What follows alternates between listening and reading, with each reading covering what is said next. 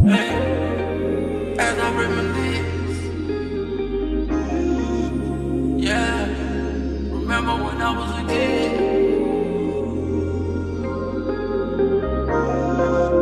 Hey, hey. What's happening, everybody, and a very warm welcome to Thabile Takes Over. Thank you guys so much for tuning into the show.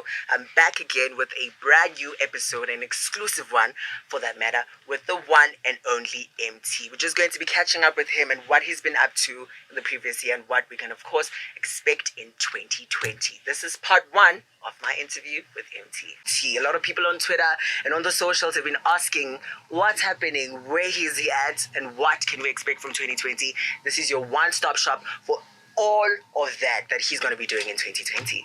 Emtee, how are you doing today? I'm good, yourself? I'm alright, man. I mean, Yes. you've had a very eventful 2019. Yeah, And coming into 2020, a lot of things, I mean, just came to light. for sure. And for you, what would you say was probably the one thing that shocked you more than anything in 2019?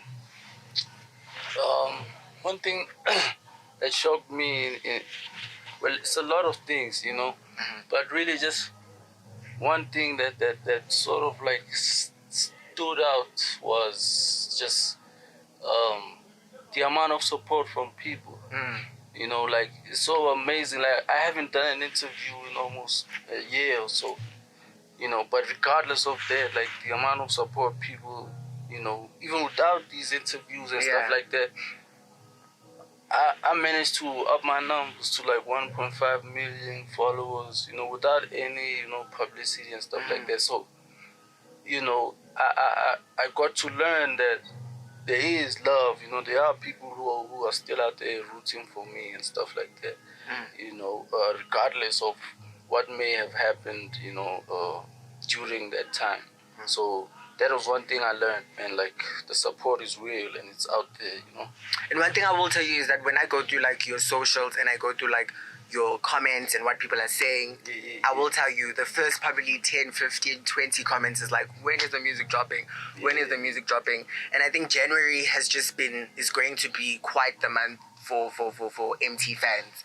What is happening on the 29th of January? 29th of January, I'm dropping a song. And then, well, I'm dropping two songs. Okay. Off my, fourth studio project, album. yeah. Yeah, my fourth project. So I'm dropping two singles on the 29th. I can't wait for that because I know how much people, have been anticipating, my stuff. So I'm just as excited as the people are for that one. Yeah.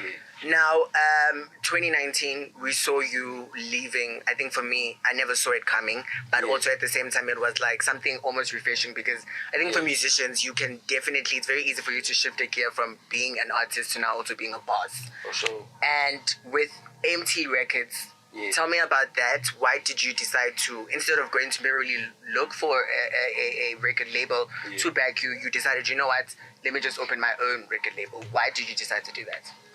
Well, growing up of the work that goes behind it, and I think that's one aspect that I had that's, I can say, a little bit affected my career because I always wanted to like be, in the know, like what's going on, this, that, and the third. And I think I also have trust issues, if I don't know something or if something goes over my head, then it's like, how? I start asking questions that are sometimes uncomfortable for some people. And, it just hit me that that kind of position belongs to somebody who really, really wants to take charge, and boss up like that. So I had to take that risk, take that, big step to say, hey, I want to do it by myself, and whoever will, find interest in me should find me doing something by myself already, not for me to just say, hey, please help me out. I'm from this situation. I want to jump into another. I want to, prove something to myself that I can actually do it because there's been many times where I felt like all odds were against me, you know, and every time, by the grace of God, I always make it out of certain situations, you know. So I feel like if I'm able to, you know, make it out of certain situations by myself, you know, I can definitely run a company, mainly because I'm passionate about what I do, you know? And it's always been my passion since a youngin, you know, not just to be the artist, but to also be, you know, behind the scenes. Sometimes I like to sit with the producer behind the desk, you know, and we just have conversations. I learn something from him.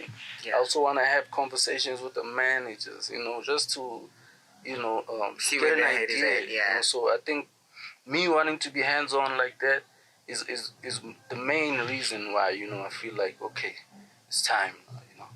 And now with 2019, why do you think, because with you, you are always active in the streets, you're always dropping music. If it's not a project, it's a feature. If it's not a feature, it's a single. Yes. In 2019, I think you sort of just, if your speed was like at 180, you just took it down to about 150. Why is that? Well, you know, for me, I think with most things that have happened in my life, you know, when things get too much, I feel like I should just, you know, step back a bit, kind of reevaluate, learn myself, see what it is that I'm doing wrong that I can fix too, you know.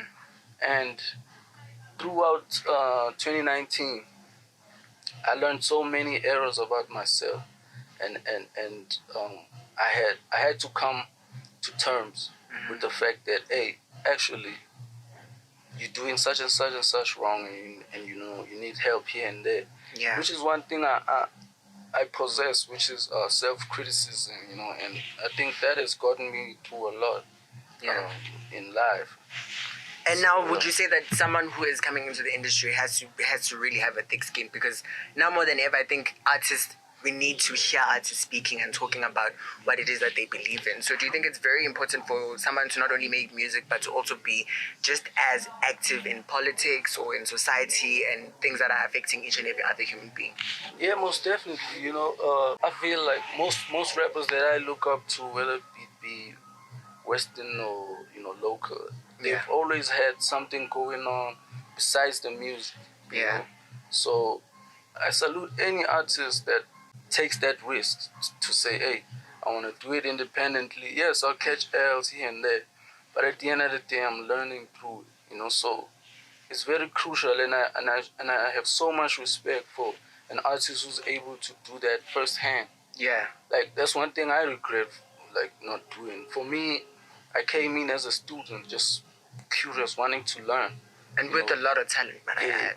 Appreciate that. And so I let a lot of people handle a lot of things, you know, so that's also one thing that made me step back and say, okay, let me reevaluate, you know, and be that boss that I wanted to be as a young.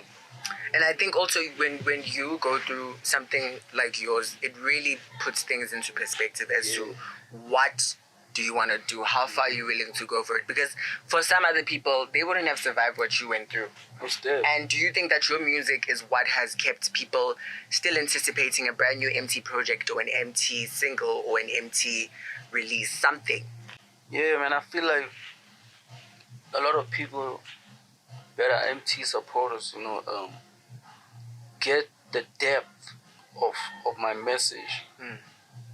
Just my message as an artist, as an existing human being, is to, at the end of the day, spread a positive, you know, message. Yes, I might have turn up songs that talk about jazz, you know, that talk about this, that, and the third, but you know, where we grew up, that's norm, you know, and somehow it's just me trying to make that thing look good. But at the end of the day, it's just positive message and trying to, you know, motivate the next kid, you know, and let them know that, hey, I was once in your position, and, you know, by the grace of the Almighty, I made it out and was able to do ABC, D, not only for myself, but for an entity of people. So, yeah.